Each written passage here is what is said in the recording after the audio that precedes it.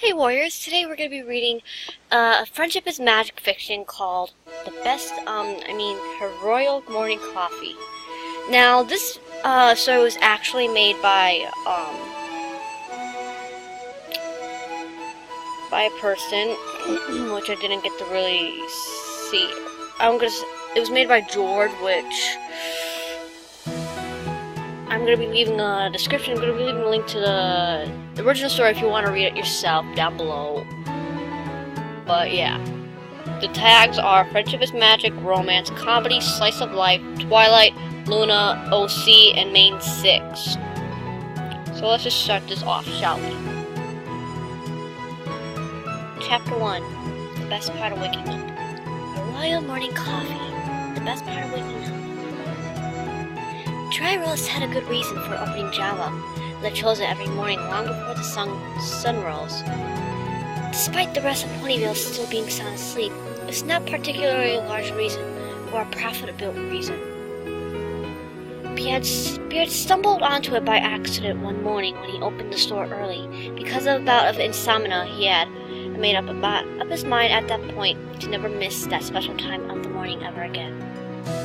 One normal inky dark mornings, he would get everything set up in the coffee shop.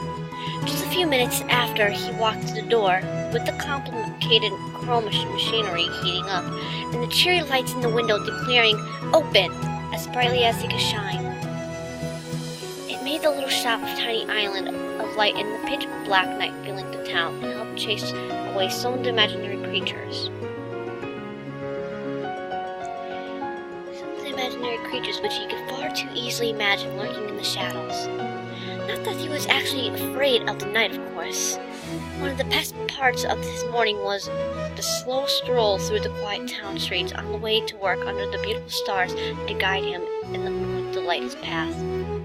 The bad part was that the Everfree Forest, a mere stone's throw outside the town, some of the once fearful denizens of the dark woods could share his nightly commune with the occasional bat or curious opposer passing within touching distance before continuing on their way as if he were not worth their attention. The early hours of the morning had become comforting. Special time for dry. Once the store was open for business and the first frozen pastries popped into the oven to cook, he would look around the empty booths and allow his mind to enjoy his peace and quiet. Most of the time when the sky was clear, he would ignore the book he brought to read while waiting for his customers and go stand out in the doorway, gazing into the starry night and wondering about stuff. Important stuff. Like what the moon was really made of, and if Princess Luna was as fascinating to talk with as many of the town's residents claimed. Trivial stuff such as why exactly he had traveled to the small town to run a small coffee shop when there were so many opportunities just like in Canterlot. Deep thoughts about the nature of physical existence and if it was really possible to make cherry chimichanga and how many ponies, other than Pinkie Pie, would actually order one with their coffee. Tonight, he had barely gotten the equipment warmed up and his apron on when the cheerful little bell at the front door jingled. It was a little earlier than usual, but there were many nights when she did not show at all. So he took Twilight Sparkle's bedraggled appearance in stride and smiled at the young Alcorn princess, where she stood spraddled-legged in the middle of the coffee shop doorway. She could not see the smile, of course. The Princess of Friendship's eyes were closed as usual, although tonight she seemed more alert than Dry Rose had seen her in months, as if she might open her eyes at any moment. Or not. Her mane was rumpled and frayed, just like the first time he had opened the shop early and found Twilight Sparkle sleeping with her nose pressed firmly against the door just a few minutes after he turned on the coffee machinery.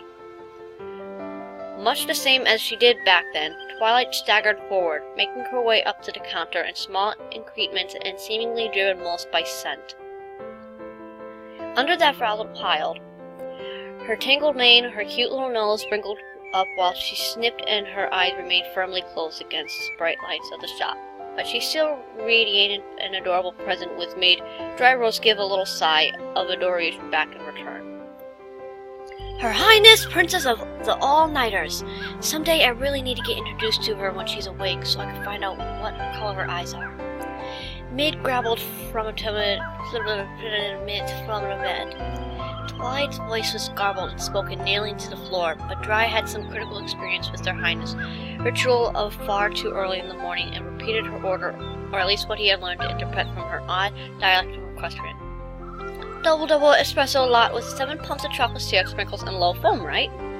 Motherfucker Whistle. 8 pumps it is. Coming up. Dry Roast got out the largest foam coffee container from behind the counter and proceeded to violate all the known dairy restrictions for caffeine, destiny, and chocolate in ways that you would have appalled his former alchemy instructor at the university. He foamed and poured, measuring only vaguely, and proceeded mostly by feel as the massive insulated container of not quite coffee filled up to the top and he clipped the lid on it.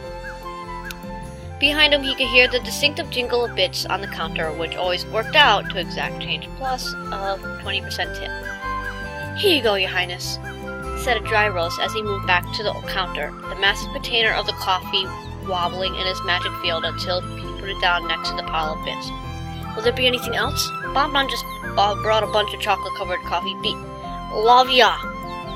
Muttered Twilight Sparkle, taking a deep breath of the steam rising from the top of her coffee, then moving in almost unstoppable motion upwards until her hot lips pressed against Dry Roast. She kissed him just as hard as any stallion had ever been kissed before in history of kissing, leaving a blaze of fire which turned Dry Roast's face a crimson red and left his tail sticking straight out behind him. "Wanna have your falls," she murmured when coming up for air before resuming the passionate kiss, then, "Right there, right now."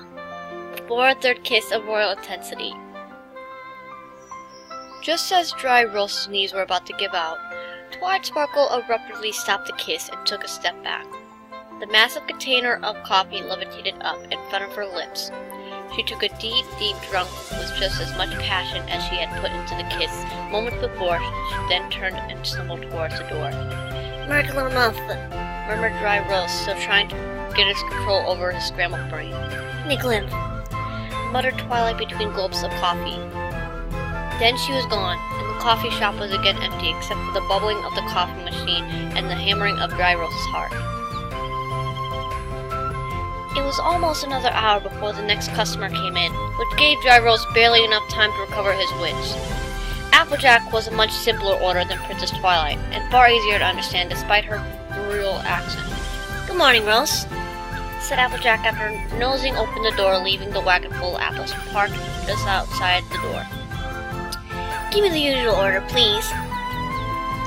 "One-sided large coffee spare, the fancy coming up." Since Dry Roast had pulled the cup off the stack and started pouring the moment he noticed Applejack parking the wagon. It was a relatively simple process, even though he could not help but add, "Sure you don't want a squirt of caramel or chocolate in that?" "Nope, never gonna do it no matter how much you ask. And give me one of those apple muffins over there too." The cheerful bell on the front door jingled again, while Dry Roast was picking out just the exact pastry that Applejack wanted, and by the time he had his head above the counter, Rarity was positioned right behind her friend, stifling a yawn with one hoof and sporting a rat's nest of curls. She had obviously fallen asleep while in the passionate throes of the muse of fashion again, which was the only time she showed up this early in the morning while all the rest of the town slumbered. When the sun was up, Dry Roast had never seen her with more than a single hair out of place. He finished collecting the bits from his first customer who hung around while putting a friend in half an order for half-sweet white mocha frappuccino, and Applejack commented while Rarity was producing the bits. "Shake you don't look half-starved. Don't tell me you ain't nothing to eat yesterday." Rarity yawned and started counting her bits a second time. "Darling, remember the Candlelight Spring Flower Festival is coming up this weekend? All 6 of us will be making an appearance. I have to get down to my proper weight in order to fit into the dress I made." She yawned again while counting the bits a third time, then dumped the entire pile of bits on the counter. "I don't know how Twilight manages to do it. Her measurements have not changed her hair since she became a princess, and her eating habits are atrocious." "Here you go, ma'am." Dry Roast unconsciously licked his lips while floating the foam cup over the counter, then picked up the offered bits. He was tucking them away in the cash register when he became aware of Rarity's intense scrutiny of the filled cup. Is there something the matter, ma'am? Actually, yes. Turning to Applejack, Rarity asked, Darling, do you remember a few days ago when we were having our lunch with our dear friend Twilight in the castle? I'm not sure if you can call that lunch, Rarity. Applejack took a drink of coffee and nudged the muffin she had purchased a little closer to her friend. I think that was a little more like bait. You snuck a little measuring season for my dress. Rarity waved dismissively. A minor detail, the important part of the conversation was when you were talking with Twilight about all of the places around town she had not visited despite having been here for years. Applejack nodded. I remember she didn't even know nothing about. She paused and looked quizzically at Dry Roast. Here. Even before they moved to the castle, Spike kept a pot of coffee brewing all day. Said Rarity, but I could distinctly remember several of these foam cups in her castle kitchen recycling when we were talking. Yeah, you asked about it? Said Applejack. She claimed she didn't know nothing about it, though. Interesting. Rarity moved closer to the counter and leaned forward, which was a little disturbing, but not nearly as much as the sudden squeal of glee she let out, and the abrupt smile which followed. Her horn lit up, and a little light magical touch brushed across Dry Roast's face before he could react. But by then, it was too late. Applejack, do you see this? Something hovered in Rarity's magic between the two mares. A very small and nearly impossible to see object that even Applejack seemed to be having trouble discerning. It's a hair, exactly. The same shade as Twilight's and far too short to be anything but a facial hair. How in the heck would one of her hairs be on Dry Face, though? Asked Applejack with a thoughtful look, indicating the question was somewhat less rhetorical than the first appeared. Oh, no, gasped Rarity as Dry Roast began to open his mouth to defend himself.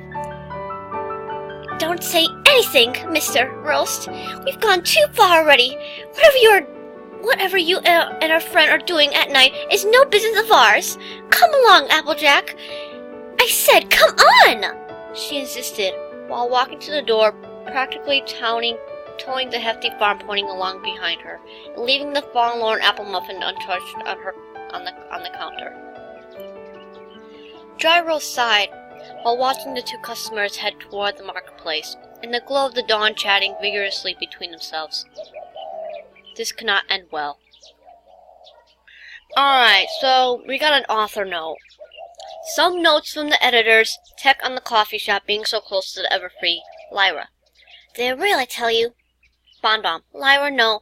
No matter how many times odd prints in the mud you show me, I refuse to believe you're make-believe humans. I mean, really, what's next? An electric mouse? But yeah, I'm gonna be doing a part 2 to this, which there's tons of chapters in this, but if you guys want me to keep continuing this, then leave a comment down in the comment sections below, and I will continue to read this. But yeah. Part 2 will be coming soon, once I start, like, getting myself head around with the game, and, you know, but yeah. And I was drinking hot chocolate and blueberry Pop-Tarts. But anywho, yeah. I'll leave a link in the description down below for you to read this, if you want, because, you know, it's nice to give proper credit. And if you actually want to know where I got the art from, I'll show you. So I had to type Twilight Sparkle Coffee, which I got one of those results with the Twilight Sparkle coffee for the, thing.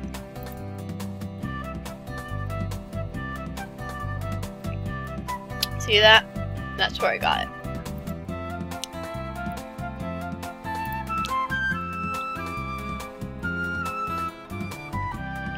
Yeah, that's where I got my coffee from.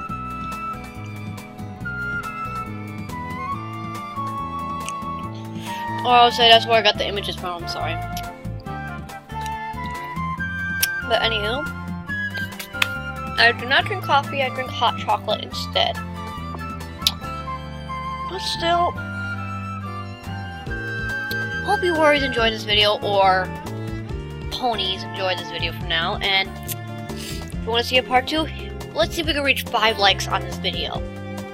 And comment down below for a part 2 if you guys want to hear more.